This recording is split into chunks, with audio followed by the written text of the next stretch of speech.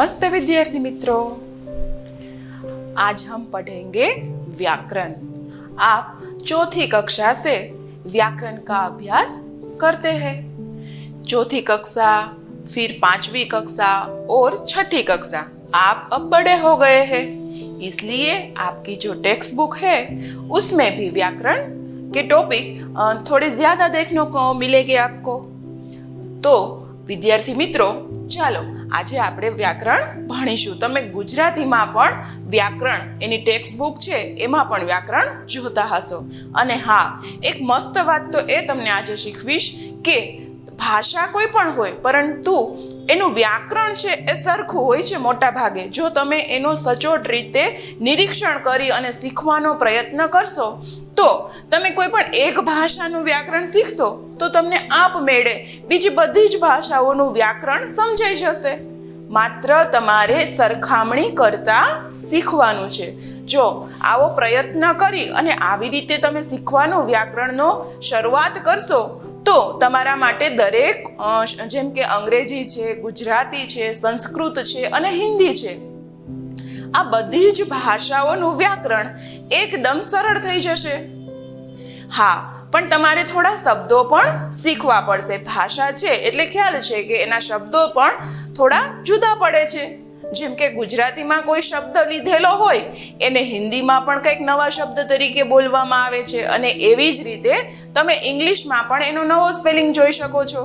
તો તમારે શીખવાનું છે માત્ર તમારું વધારવાનું શબ્દ ભંડોળ, અને પછી વ્યાકરણ શીખવા બેસશો તો તમને બધા જ વિષયના વ્યાકરણ એક સાથે આવડી જશે।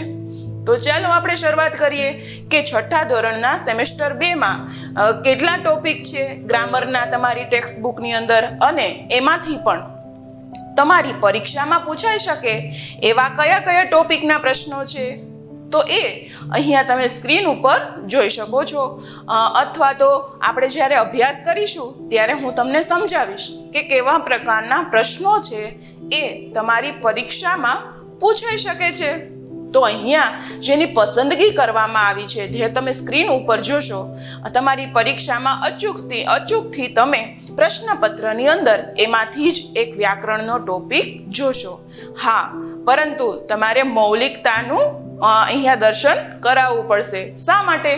કારણ કે જો તમને મુહાવરો આપેલો છે તો તમને એનો અર્થ ખ્યાલ છે, પરંતુ જ્યારે એનું વાક્ય બનાવવું હોય ત્યારે તમારી પાસે શબ્દ ભંડોળ પણ હોવું જોઈએ, અને સાથે સાથે તમને કાળનું જ્ઞાન પણ હોવું જોઈએ। કઈ રીતે કોઈ પણ વાક્ય બનાવી શકાય, કર્તા, કર્મ, કરણ, બરાબર, આવા પ્રકારની જે કોઈ પણ લીટી છે, તમે કોઈ પણ વાક્ય લખો છો તો એનું બંધારણ કઈ રીતે નક્કી કરવું એ પણ તમારે હવે શીખવું જોઈએ। જો એકવાર તમને આ બંધારણ સમજાઈ ગયું તો પછી કોઈ પણ ભાષાનું વાક્ય તમે બનાવી શકશો। તો ચાલો શરૂઆત કરીએ આજની। લિંગ પરિવર્તન કીજીએ। તમે પાંચમા ધોરણમાં પણ શીખી ગયા, બરાબર, અને હવે છઠ્ઠા ધોરણની અંદર પણ આવો જ પ્રશ્ન તમારી પરીક્ષામાં પૂછાઈ શકે છે એવી પૂરી સંભાવના છે।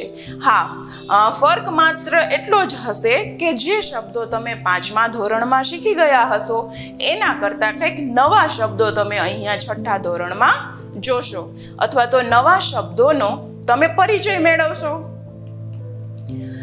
પહેલો શબ્દ છે, જુઓ કઈ રીતે ચોક્કસ પ્રમાણે ટૂંકમાં લખી શકાય। તમે પાંચમા ધોરણમાં શીખી ગયા, બરાબર, કે પુલ્લિંગ શબ્દ છે તો પુલ્લિંગ શબ્દને ટૂંકમાં કઈ રીતે લખી શકાય।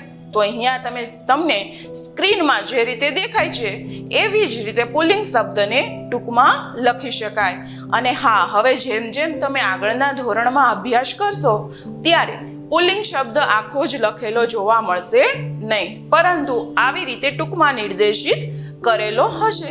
અને એવી જ રીતે એની બાજુમાં તમે સ્ત્રીલિંગ શબ્દ જુઓ છો તો સ્ત્રીલિંગ શબ્દ દર્શાવવા માટે આવી રીતે ટૂંકમાં જ દર્શાવેલું હશે, જેનો હવેથી તમારે ખ્યાલ રાખવાનો કે આ જે દર્શાવે છે વ્યાકરણની અંદર એ ટૂંકમાં છે એ કઈ બાબતનો નિર્દેશ કરે છે, અથવા તો આવા શબ્દો છે એ કઈ બાબતને નિર્દેશિત કરી રહ્યા છે, તો એનો પણ અભ્યાસ તમે કરતા જજો।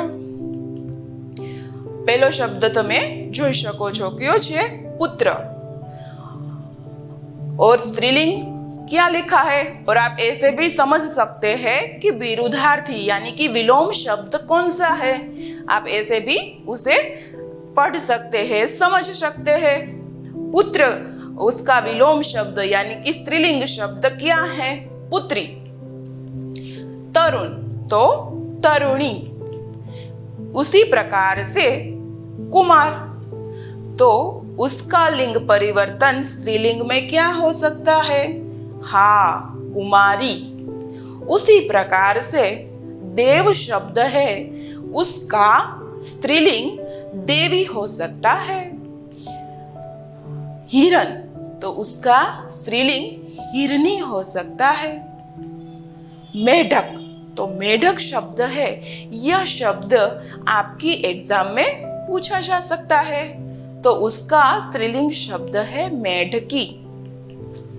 सांप तो सापिन भी हो सकता है और सापनी भी हो सकता है। यह शब्द है, दोनों तरह से लिखा जा सकता है और दोनों तरह जो लिखा जाता है वह दोनों ही सही है।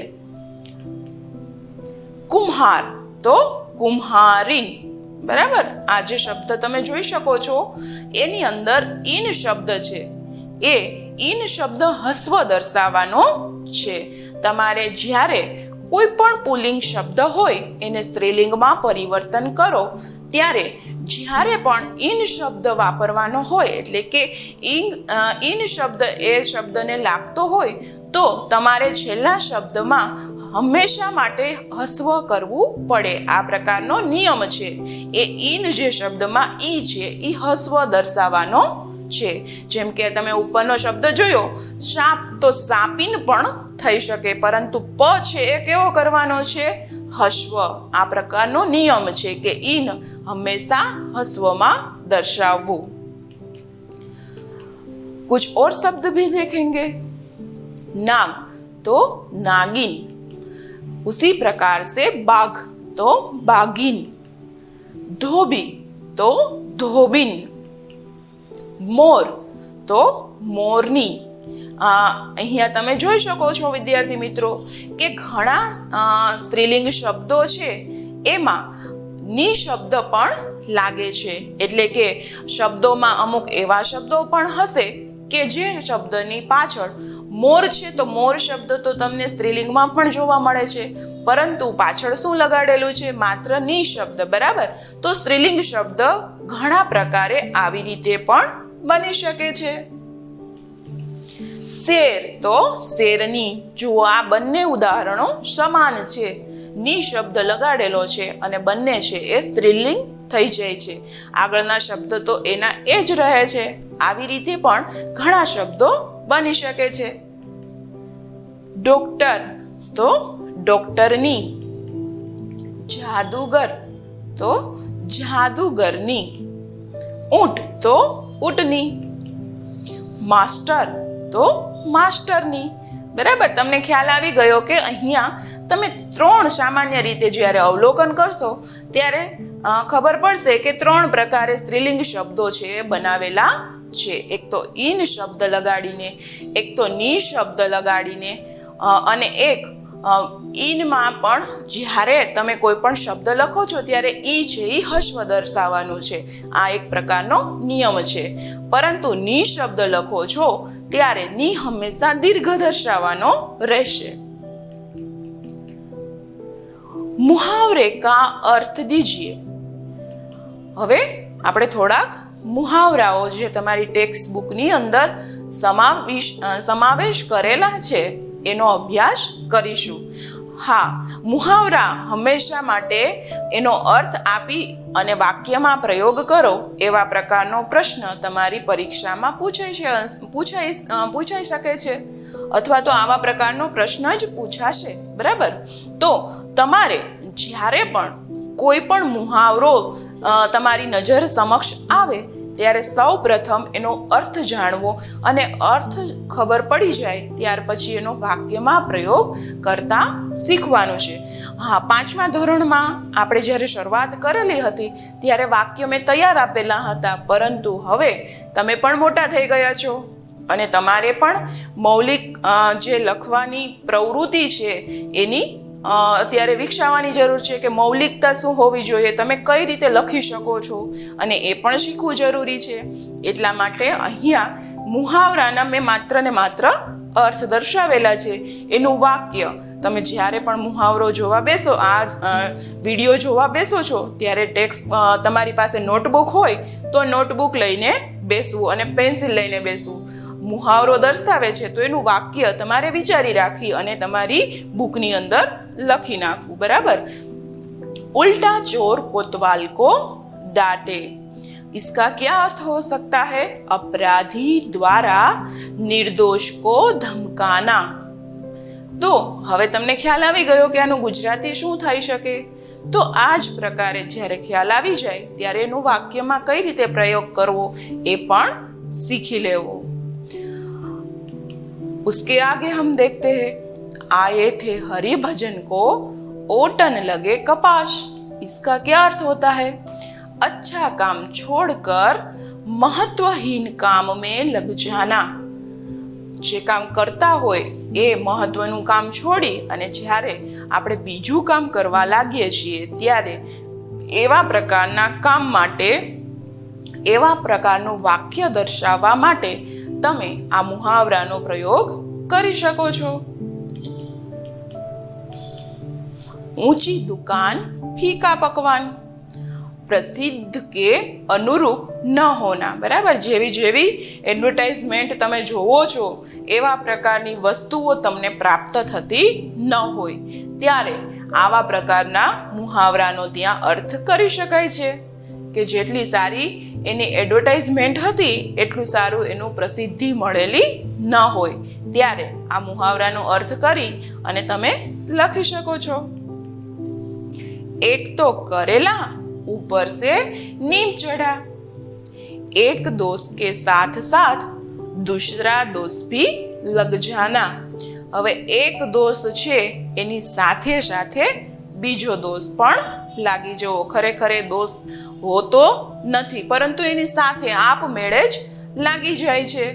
તો આવા પ્રકારની જ્યારે તમારે વાત કરવી હોય, ત્યારે દર્શાવવું હોય વાક્ય આવા પ્રકારનું, ત્યારે તમે આ મુહાવરાને ત્યાં લખી શકો છો.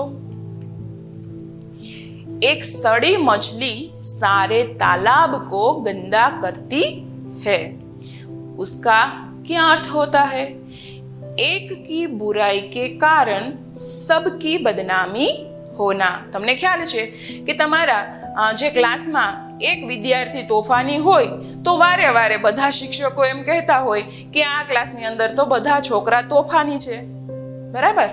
તો એ જે કલંક લાગે છે આખા ક્લાસરૂમને, તો એ છે એ આ પ્રકારના મુહાવરાનો પ્રયોગ કરી અને તમે વાક્ય બનાવી શકો છો.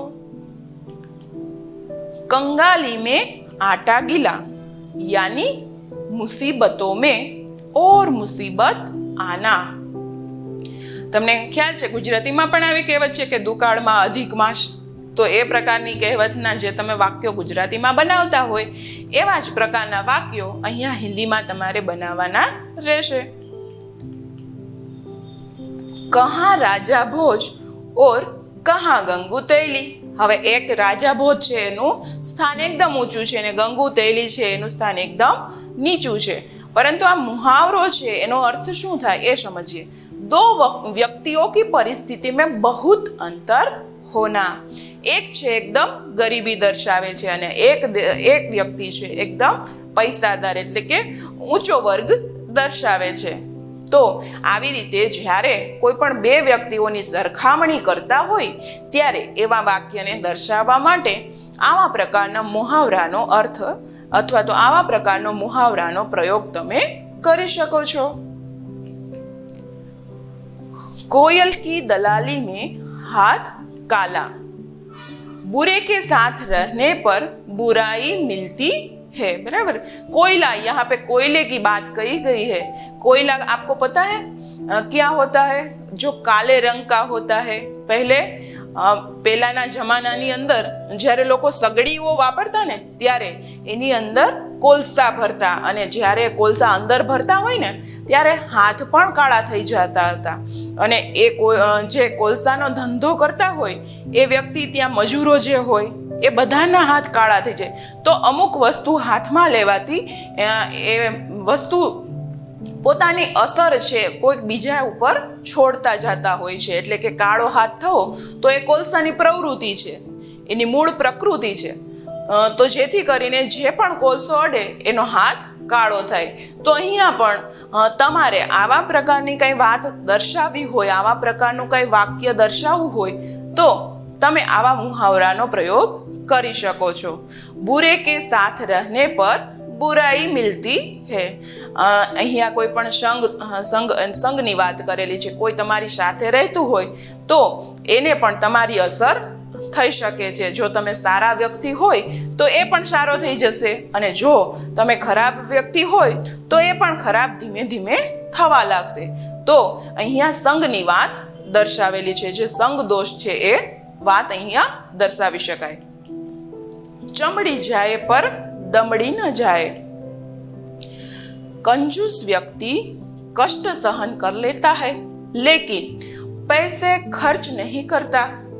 હવે જે કંજૂસ વ્યક્તિઓ છે એની અહીંયા વાત આ મુહાવરામાં દર્શાવેલી છે કે કેવા હોય છે કે એના શરીર ઉપરથી ચામડી જાય પરંતુ પૈસા કાઢે નહીં. એવા પ્રકારના જે કંજૂસ વ્યક્તિઓની જ્યારે તમારે વાત કરવી હોય, એવા પ્રકારનું વાક્ય દર્શાવવું હોય ત્યારે તમે આ કહેવતનો અથવા તો મુહાવરાનો તમે પ્રયોગ કરી શકો છો. જો ગરજતે હૈ સો બરસતે નહીં. उसका अर्थ है जो डींग मारते हैं वे काम नहीं करते. તો અહીંયા એ પણ દર્શાવેલું છે કે જે લોકો બહુ મોટી મોટી વાતો કરતા હોય એ પોતાનું કામ છે એ કરતા ખરેખર ન હોય, અથવા પોતે મોટા મોટા જે પ્રકારની વાતો કરેલી એના કામમાં એવા પ્રકારની કાર્ય જોવા મળતું ન હોય. તો આવા પ્રકારના જ્યારે તમારે વાક્ય દર્શાવવા હોય ત્યારે તમે આ મુહાવરાનો પ્રયોગ કરી શકો છો. નામ બડે ઓર દર્શન છોટે. પ્રસિદ્ધિ અધિક કિંતુ તત્વ કુછ ભી નહીં. અહીંયા તમે એક મુહાવરો આગળ જોયો એના જેવો જ અર્થ દર્શાવે છે કે જેવા પ્રકારનું આપણને દેખાડવામાં આવતું હોય, કોઈ પણ એડવર્ટાઇઝમેન્ટ છે અથવા તો કોઈ પણ વસ્તુ લેવા જાઓ અને કોઈ દુકાનદાર છે એના જેટલા પ્રકારે એના વખાણ કરતા હોય, પરંતુ તમે જ્યારે હકીકત ખબર પડે, જ્યારે તમે વસ્તુ ઘરે લઈને વાપરો ત્યારે ખ્યાલ આવે કે જેટલા વખાણ દુકાનદારે કરેલા હોય એટલી જ આ વસ્તુ ખરાબ છે. તો એ ક્યારે ખ્યાલ આવી શકે? જ્યારે તમે એને વાપરો, જ્યારે લઈ જાઓ ત્યારે. તો આવા પ્રકારના જ્યારે તમારે વાક્ય લખવા હોય ત્યારે આ મુહાવરાનો ત્યાં તમે પ્રયોગ કરી શકો છો. બોયા પેડ બબુલ કા આમ કહા સે પાએ.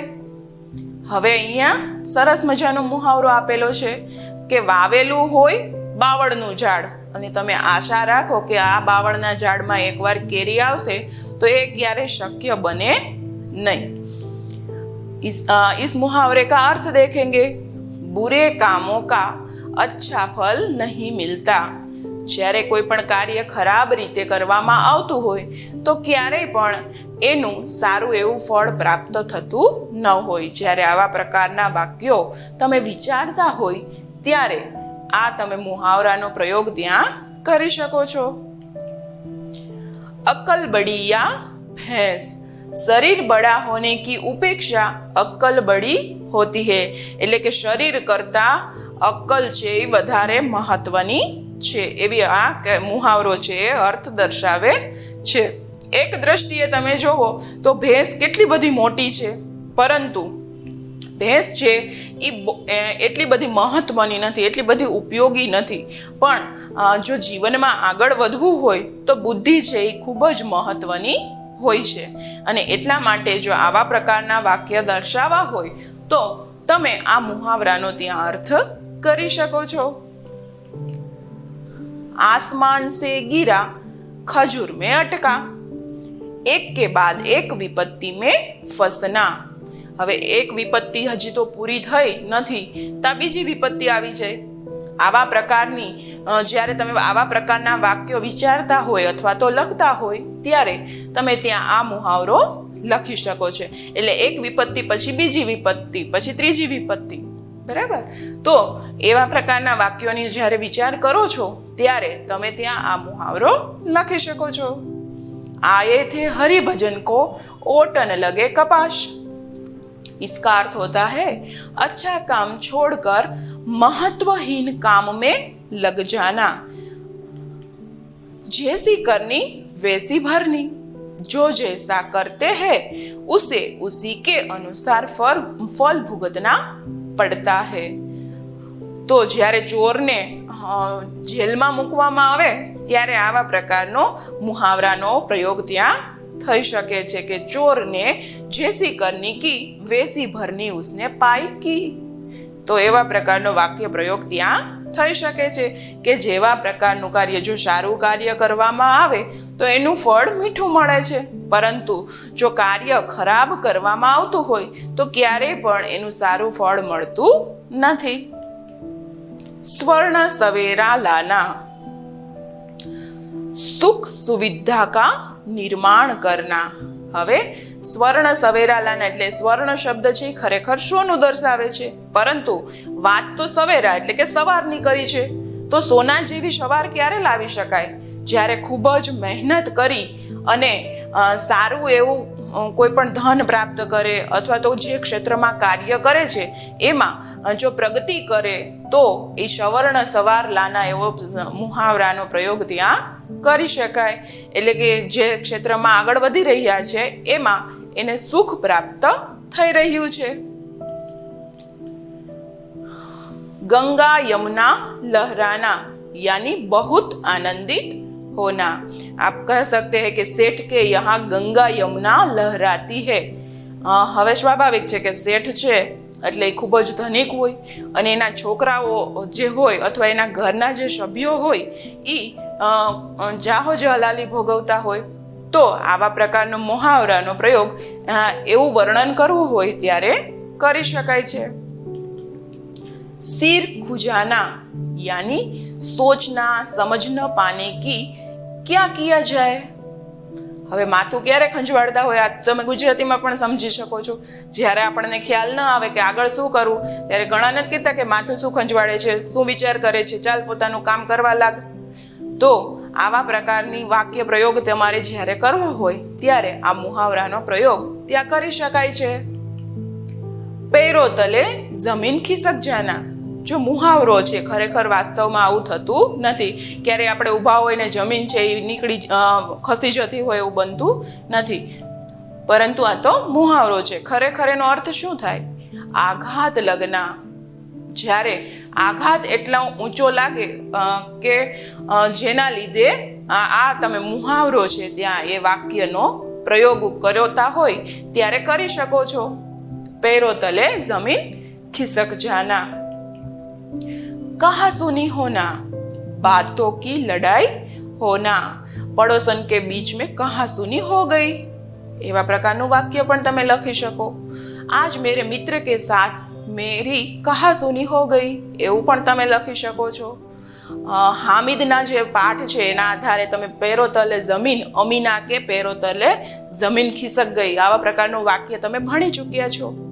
તો એ પણ તમે લખી શકો છો. એટલે તમારા પાઠ્ય પુસ્તકમાં જે પણ કવિતા અને પાઠો છે એમાં પણ તમે આવા પ્રકારના કહેવતનો પ્રયોગ જ્યારે વાંચતા હશો ત્યારે તમારી નજરમાં આવ્યો હશે. જો એનો પ્રયોગ કરવો હોય તો એ પણ કરી શકો અને પોતાની મેળે પણ જાતે વિચારીને પણ લખી શકો છો. सिर पकड़कर बैठ जाना यानी हताश होना, निराश होना. जब किसान बारिश नहीं होती तब अपना सिर पकड़कर बैठ जाता है। તમને ખ્યાલ છે કે ખેડૂતને ક્યારે વધારે ચિંતા થતી હોય? જ્યારે વરસાદ ન આવે ત્યારે, કારણ કે એનો મુખ્ય આધાર છે વરસાદનું પાણી. એની સિંચાઈ તો જ એ કરી શકે પોતાના ખેતરમાં કે જ્યારે સારો વરસાદ પડ્યો હોય ત્યારે. તો એવા પ્રકારનું વાક્ય છે એ તમે અહીંયા બનાવી શકો છો. આઈના બનાના યાની બહુત ચમક કરના.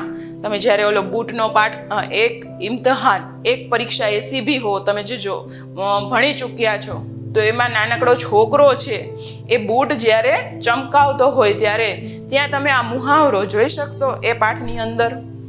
તો બહુત ચમક આના એવો શબ્દ પ્રયોગ એ બૂટને પોલિશ કરતા કરતા બોલી રહ્યો છે. બાળક છે કે સાहब મેં આપકે બૂટ को आईना बना दूंगा. रोज जमाना यानी कि रोब जमाना, इसका क्या अर्थ है?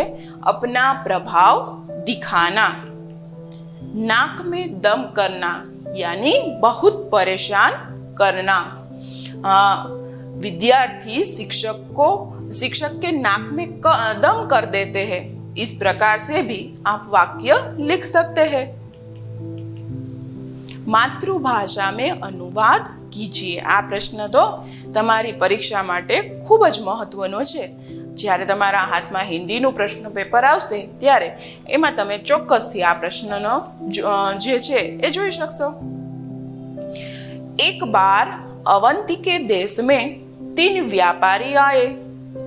राज दरबार में उन्होंने प्रार्थना की कि उनके प्रश्नों के उत्तर दिए जाए. હવે જુઓ, અહીંયા તમે જોવો છો તો ખ્યાલ આવશે અત્યાર સુધી તમારી પરીક્ષાની અંદર 5મા અને 6ઠાના સેમ 1 સુધી એક વાક્ય પૂછાતું હતું અને તમે એક જ વાક્યનું ગુજરાતી કરતા હતા. પરંતુ હવેથી તમારે કોઈ પણ એક પેરેગ્રાફ આપેલો હોય તો એ આખા જ પેરેગ્રાફનું ભાષાંતર કરવાનું રહેશે, અથવા તો આપણી માતૃભાષા એટલે કે ગુજરાતી તો તમારે એનું ગુજરાતી કરવાનું રહેશે. હવે એકવાર અવંતી દેશના 3 વેપારી આવ્યા.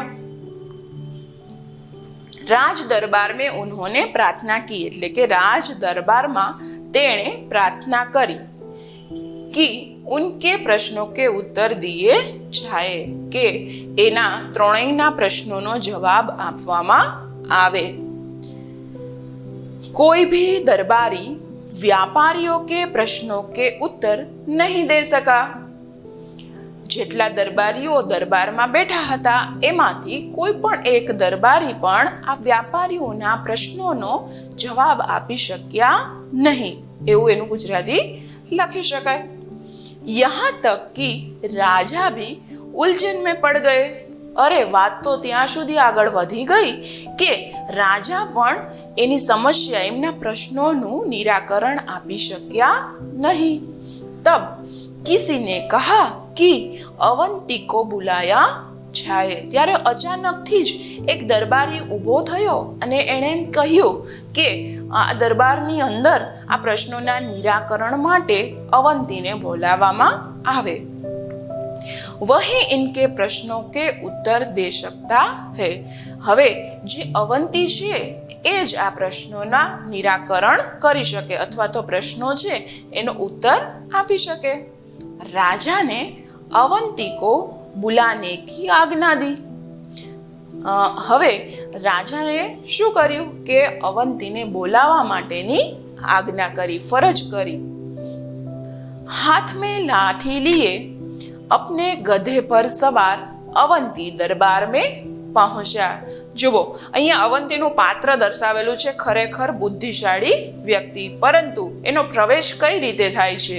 એક સામાન્ય માણસની જેમ, અને એ પણ પાછો એક ગધેડાની જેમ, ગધેડાની ઉપર બેસીને ત્યાં પ્રવેશ કરે છે દરબારમાં. તમને ખ્યાલ છે કે પહેલાના સમયની અંદર જ્યારે આવા મોટા મોટા વાહનો શોધાયેલા ન હતા ત્યારે લોકો ગધેડાનો ઉપયોગ પણ કરતા હતા. માલ સામાન એના ઉપર રાખી અને એક જગ્યાએથી બીજી જગ્યાએ જતા, એના ઉપર ઘણીવાર બેસતા પણ.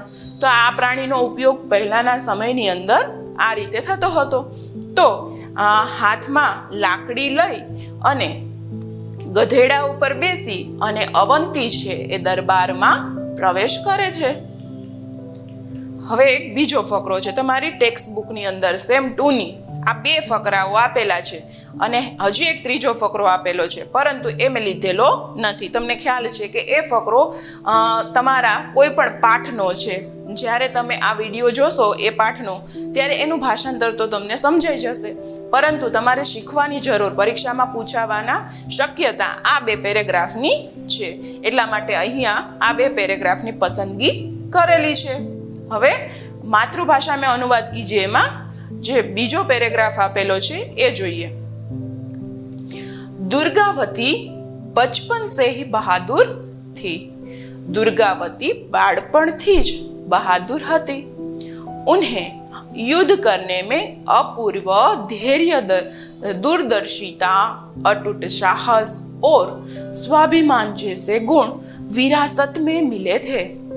હવે એને નાનપણથી જ થોડા ગુણો જે હતા એ પોતે એને વિરાસતમાં મળેલા હતા. કયા કયા ગુણોની વાત કરેલી છે એ આપણે જોઈએ. ઉન્હે એટલે કે તેને, યુદ્ધ કરને મેં યુદ્ધ કરવા માટે, જે અપૂર્વ ધૈર્ય જોઈએ, જે દૂરદર્શિતા, જે દૂરનું જોઈ શકે, દૂરદર્શિતા, પછી અતૂટ સાહસ અને સ્વાભિમાન જેવા ગુણો વિરાસતમાં જ મળ્યા હતા. આવા પ્રકારનું એનું ભાષાંતર થઈ શકે. જહાં વે સુશીલ, કોમલ, અતિ સુંદર और ભાવુક થી. હવે જે પહેલા તમે જોયું હતું એ એને વિરાસતમાં મળેલા ગુણો દર્શાવેલા છે, પરંતુ અત્યારે જે દર્શાવેલું છે એ ખરેખર હકીકતમાં વાસ્તવિકતા છે. શું છે? જ્યાં તે સુશીલ, કોમળ અને ખૂબ જ સુંદર અને ભાવુક હતી અત્યારે, બરાબર, એવું પણ લખી શકો. वहीं दूसरी ओर से वीर, साहसी और अस्त्र शस्त्र चलाने में भी निपुण थी. તો બીજી બાજુ તેણી, અથવા તો તમે નામ પણ લખી શકો કે બીજી બાજુ દુર્ગાવતી વીર, સાહસી અને अस्त्र शस्त्र चलावવામાં પણ निपुण હતી. शिकार खेलने में उन्हें विशेष रुचि थी. શિકાર ખેલના, ખરેખર તમને ખ્યાલ છે કે શિકાર ક્યારે રમી શકાતો નથી, પરંતુ અહીંયા શું સમજવાનું છે કે જે દુર્ગાવતી છે એ ખરેખર શિકાર કરવા જતી હતી અને શિકાર કરવા જવું એને ખૂબ જ ગમતું હતું.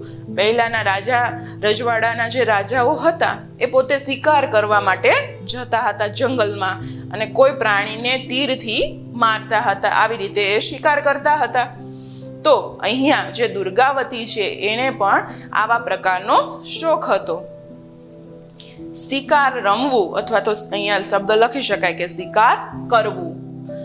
શિકાર કરવું એને ખૂબ જ પ્રિય હતું.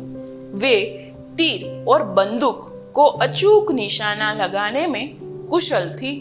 હવે જે દુર્ગાવતી છે એની વાત હજી આગળ કરેલી, એની વિશેષતા દર્શાવેલી છે. શું કે દુર્ગાવતી જે છે એને તીર અને બંદૂકનું જે નિશાન લગાવે છે અથવા તો નિશાન લગાવવું હોય એમાં ખૂબ જ કુશળ હતી. તો આ પેરેગ્રાફની અંદર દુર્ગાવતીની વાત કરેલી છે. જ્યારે આગળનો પેરેગ્રાફ આપણે જોયો એની અંદર તમને ગધેડા ઉપર બેઠેલો જે વ્યક્તિ આવેલો છે અવંતી, એની વાત દર્શાવેલી છે.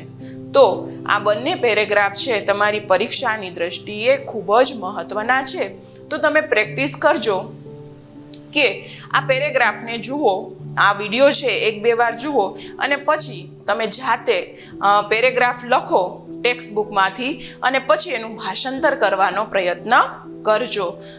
હા, આ પ્રયત્ન તમારે ચોક્કસ કરવો જોશે, કારણ કે અત્યાર સુધી જે પણ પ્રશ્નો તમે લખતા હતા માતૃભાષામાં અનુવાદના એ નાના નાના વાક્યો હતા, પરંતુ આ જ્યારે અત્યારથી હવે સેમેસ્ટર 2 થી 6ઠા ધોરણના તમારે પેરેગ્રાફ છે એ લખવા પડશે. અને આ સિવાય પણ તમારી ટેક્સ્ટ બુકમાં છેલ્લે પુનરાવર્તનમાં કસોટી રૂપે એક પેરેગ્રાફ આપેલો છે અને એ પેરેગ્રાફની નીચે તમે પ્રશ્ન પણ જોઈ શકો છો. તો હા, તમે પેરેગ્રાફ હિન્દીમાં લખો અને એના પ્રશ્નો છે એ વાંચો અને પછી હિન્દીમાં એનો જવાબ શોધી અને લખવાનો પણ ચોક્કસથી પ્રયત્ન કરશો.